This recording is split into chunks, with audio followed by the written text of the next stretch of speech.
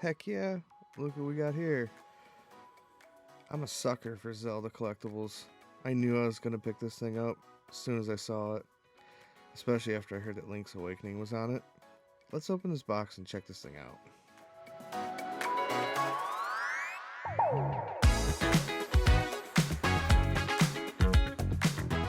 The packaging is pretty simple. It's nice and clean, and it gives a good detail on what's all included on the device. You got Zelda 1, Zelda 2, and Link's Awakening, as well as a reimagined version of Vermin from the original Game & Watch series, with Link as the main character, and that's pretty cool. Other than that, it's just a really nice, clean box. Nothing really super special going on. It's nice color, very retro. It's definitely harkens back to my younger days when these things were actually coming out, and it's pretty awesome. And I think it's a pretty good deal compared to the first one.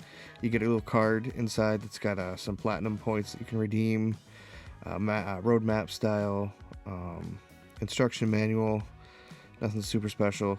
I doubt that you'll ever actually need the instruction manual to operate this. It's pretty simple device. And then you get this like cardboard box insert here, but it's got a kickstand on it so you can display it, and it's got a little cutout over there on the right hand side, if you can see that, yeah, where you can plug it in and leave it plugged in, and then the kickstand just kind of folds out of the back. It's obviously it's just cardboard cutout, and it's cool or whatever, but that eBay and Etsy is going to be flooded with 3D printed like stands for these in no time. I've already seen a couple on there so far, and you'd probably be better off to pick something like that off. This is just really thin cardboard.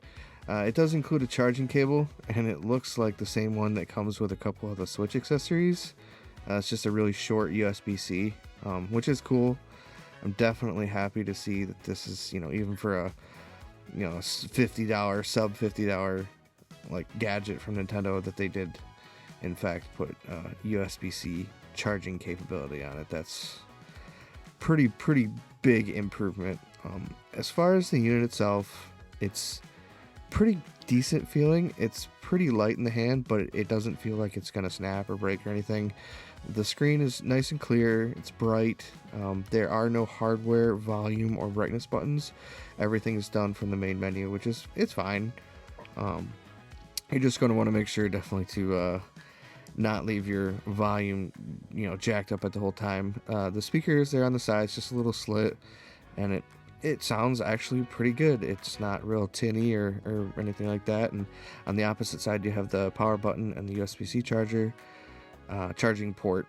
The buttons on the face feel pretty good. There's three function buttons: select, start, A, B, and the D-pad.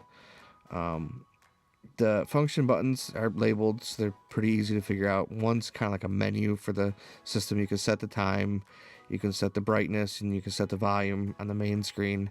It's incredibly fun watching the the clock functionality of it, watching Link zoom around and fight his own battles, and then when it powers off, it's got this really cute like little screensaver before it completely powers the screen off, and you can set that all from the main screen menu. You can actually set it to where the screen never shuts off if you want to leave it plugged in and like leave it on your desk or your nightstand or something. But like I said, everything is software driven for the brightness, the volume, all that stuff. It gets pretty bright and it goes pretty dim. I'm assuming that Nintendo used pretty much the same internals for these as they did on the other Game & Watch, the Mario edition. It's like a 2.3 inch screen. I think it's exactly 2.36, but it's totally fine. It's perfectly acceptable. Like I said, looks good. It's nice and sharp. And then I did hear a rumor that there is the internal battery is basically the battery out of a Switch or Joy-Con, which is, it's fine. They claim up to 8 hours on this, which is totally fine. Again, nothing spectacular, nothing surprising. There's just a lot to explore with it, which I think is really neat. Like having the ability to just pick it up while it's in clock mode, and you can kind of play through that level or that area as if it were the original Zelda, right over the clock. That's pretty neat. As far as like the emulation of the games that are on there, nice and smooth. Everything runs really good. It's really responsive. You can change between the original aspect ratio and the more stretched aspect ratio that this screen is, and I'm not going to say it's like a wide screen because it's not actually wide, but it's a little bit wider than the original aspect ratio. I didn't notice that it really stretched anything too bad or made it look too bad, so I just left it in full screen mode just to occupy more of that real estate. But yeah, it's pretty cool. It is pretty cool. I like the timer too because it keeps track of how many little guys that you take out, and it goes from up to 10 minutes and as little as 1 minute on the timer. So that's pretty neat. The reimagining of the vermin, I can remember playing vermin when I was a kid. It was boring back then, and it's pretty boring now. Now it's just kind of cute. But yeah, I think any Zelda fan is really gonna like this one. I don't think they cut corners on this, to be honest, for that $50 mark. I think it's like a perfect stocking stuffer price, which makes a lot of sense. I have a feeling that these are gonna probably be sold out. So today is Sunday when I'm doing this right now, and I picked this up Friday night on launch night, and a lot of the local stores to me were out of stock, and I managed to find this one at a Target, like on the way on the other side of town. So yeah, if you want to get one, I would grab it now, especially if you got a Zelda fan in your house. This would be an excellent stocking stuffer. It's the right price, all that stuff. It's pretty neat. I do think it's kind of funny about all these clickbait sites calling this an Easter egg, the light up Triforce on the back. Generally stuff that's right out in the open, I don't call it an Easter egg, I just call it a feature. So it features a area on the back of the unit that has slightly thinner plastic and an LED behind it. That's what it is. It's a feature. It's not an Easter egg. It's just a feature. It fits into the little stand nicely. It looks pretty cool as a set.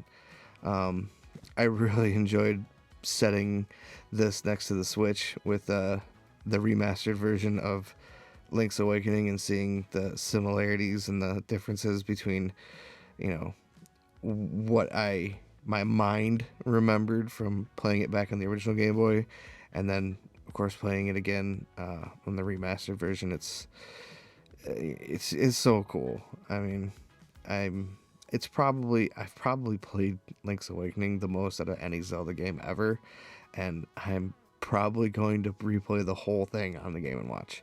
It's very comfortable in the hand. The A and B buttons and the D-pad are a little low on the face, but honestly, it's not that bad. Even if you have, bigger hands, it's not that bad. It's fairly spaced out, so it's fairly comfortable to hold. I don't see anything like, getting any kind of hand cramp or fatigue, anything like that being an issue. But yeah, for $50, definitely get it while you can. I really think that this thing's going to be hard to get, getting closer to like the holiday time for sure. And if you got a Zelda fan in your house, this is perfect. Or if you're a Zelda fan, this has some pretty good value. It's nothing, to me, it's nothing like the other one with the Mario edition. I saw that one and I was like, okay, that's neat, but that's it. And this one definitely has a lot more of it. So yeah, I hope you guys enjoy, and I hope if you want to get this, that you're able to find it. And as always, thanks for stopping by the channel, and thanks for checking it out.